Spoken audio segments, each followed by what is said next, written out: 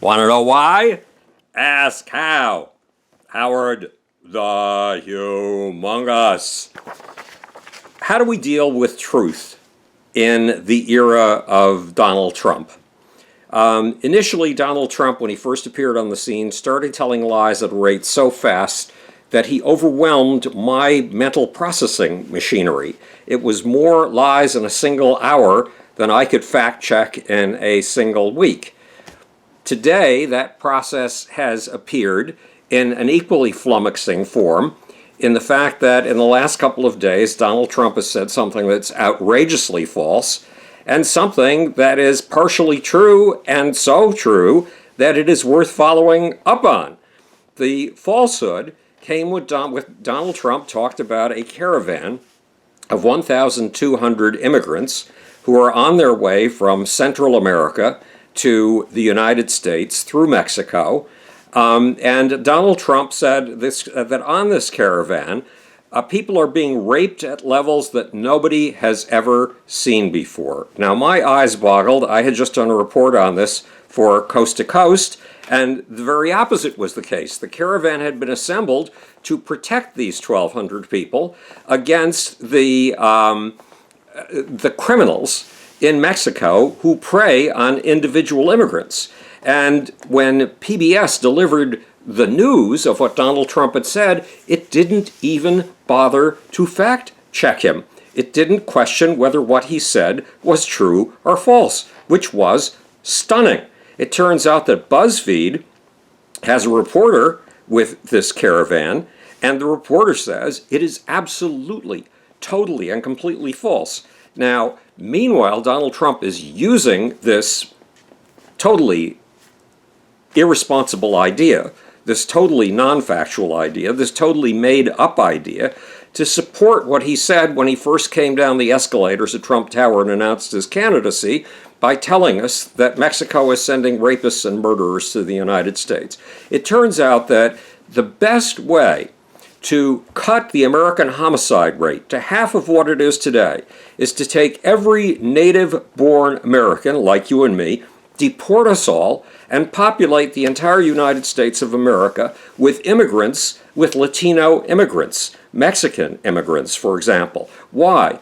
Because among Mexican immigrants, the murder rate, and this includes illegal immigrants, is 1/2 of what it is with us native-born Americans. The best way to live in a safe city is to go to El Paso, which is 80% Latino, many illegal immigrants, San Diego, Chula Vista, California, or Mesa, Arizona. All of those towns, which are 80% immigrant, have a murder rate 1/2 the murder rate of the United States. Donald Trump is lying about rapes taking place at a rate no one has ever seen before on this caravan of 1,200 people on its way up to North America. And he is lying when he is talking about criminals, rapists, and murderers making their way here from south of the border. Meanwhile, Trump is on to something real. He is leveling tariffs against China in order to correct a trade imbalance. The trade imbalance is that if you have a hot new company and you have a hot new technology and you want to sell that technology in the biggest market in the world, where there's more money available to recompense you for your innovations than any place else in the world. In other words, if you want to sell your goods in China, to get into the Chinese market, you have to join up with a Chinese partner who is 50-50 with you in the business. And guess what?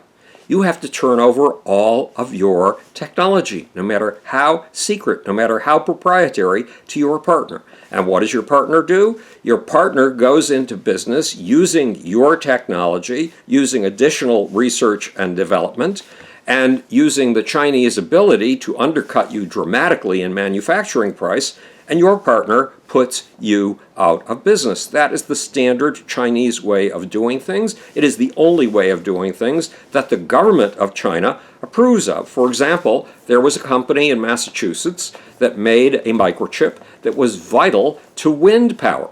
when it wanted to get into the Chinese market, it was required to acquire a Chinese partner and to share its technology with that partner. The partner took the technology, manufactured it at a lower cost, and put its American partner out of business. So when Donald Trump is talking about righting an imbalance with China, he has got something right. Lord knows how. Now the big question is, can he pull off a negotiation that allows us to break down that barrier and right the wrong?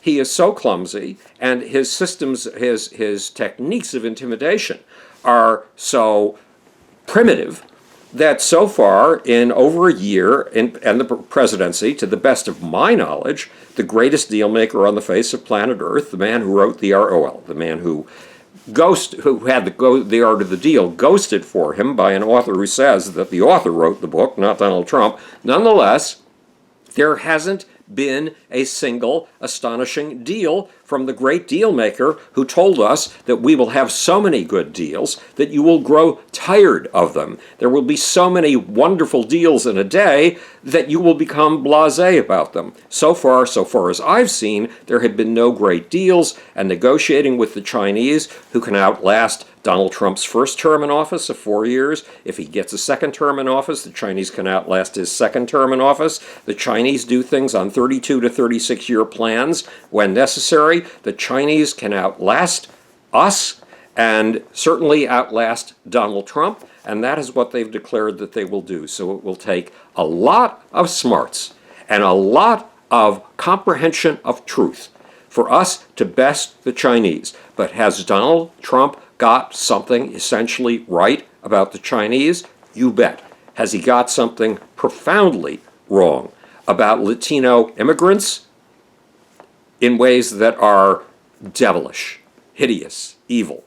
So how do we deal with this Trump? How do we determine truth in the era of Trump? It is getting very hard to say.